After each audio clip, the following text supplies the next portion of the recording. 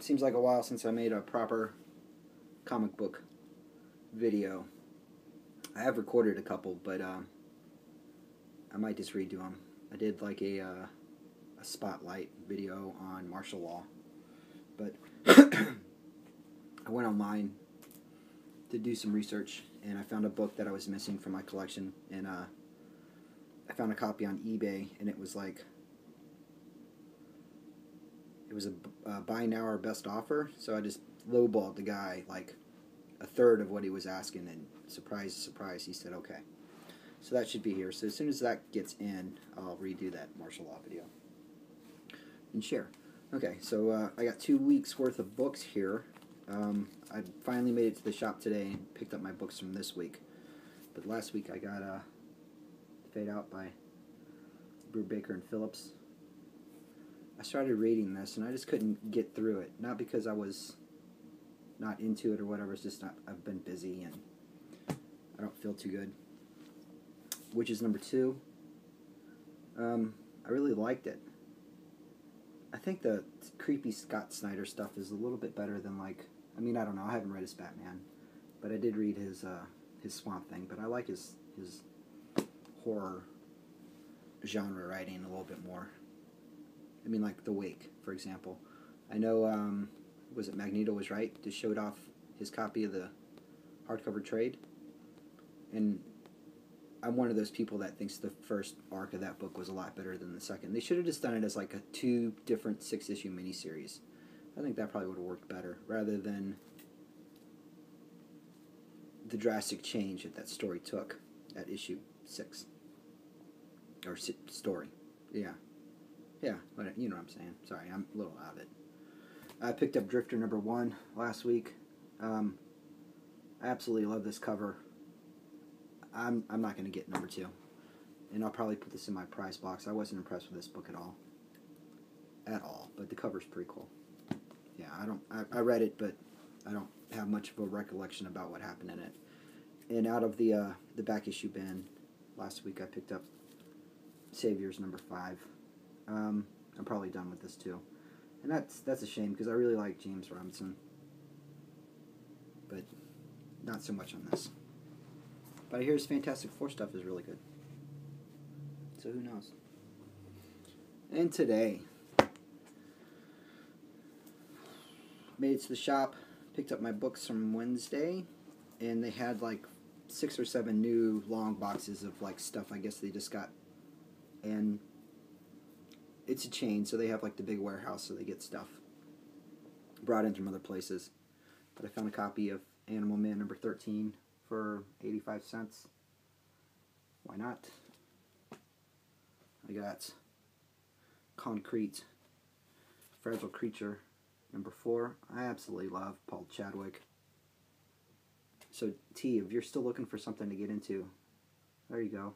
This is great, great, great, great, great, great.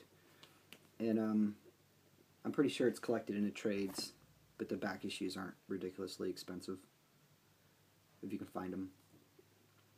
And this is Concrete, Think Like a Mountain, Chapter 6. So slowly chipping away on my concrete. Good stuff. A little backstory here on Concrete. It's like, I think it was 2 brothers were camping. They got abducted by aliens and woke up in these giant bodies. And then the guy's brother ends up, I think, leaving with the aliens, and he's kind of left to find his way in the world in this new condition. It's pretty good. It's emotionally driven, character driven stuff. I highly recommend it. So the new week, or new books this week, Fables number 146. 4 issues of this to go. I don't exactly know how I feel about that. This is a book that I binge read, and I haven't started binge reading it yet on this round, but I'll probably wait till it's done. At least this.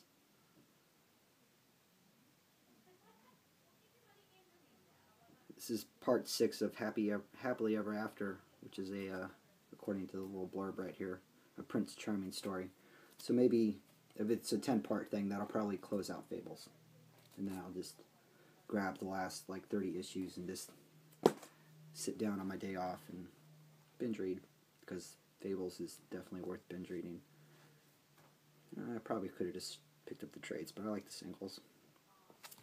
Terminal Hero number 4. Super stoked to read this. I really liked 1 and I really liked 3. I don't have 2, but I put it in my cart on mycomicshop.com, so that should be, coming shortly. This book was a lot better than I thought it would be. And I'm a big Peter Milligan fan anyway, so that's actually saying something. It's a little bit more mature than some of his other stuff. And that's the Peter Milligan I like. The let's have a flawed character and have them work out some stuff, rather than like Justice League Dark per se. Revival number 25. I've been seeing this in a lot of people's videos lately. That's pretty cool.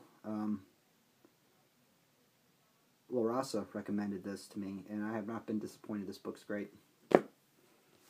For my lady, I got My Little Pony Friendship is Magic number 25.